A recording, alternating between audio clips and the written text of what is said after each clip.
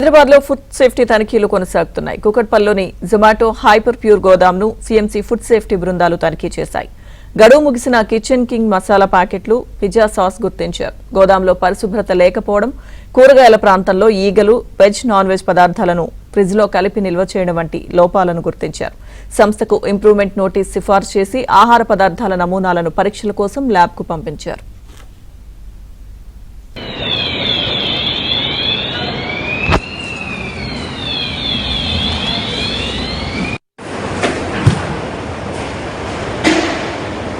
హైదరాబాద్ లో food safety తనిఖీలు కొనసాగుతున్నాయి. కూకట్పల్లిలోని జొమాటో హైపర్ ప్యూర్ గోదాంను సీఎంసీ ఫుడ్ సేఫ్టీ బృందాలు తనిఖీ చేశాయి.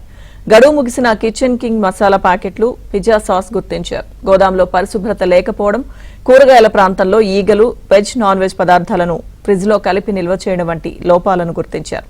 సంస్థకు ఇంప్రూవ్మెంట్ నోటీస్ సిఫార్సు చేసి ఆహార పదార్థాల నమూనాలను పరీక్షల కోసం ల్యాబ్ కు పంపించారు.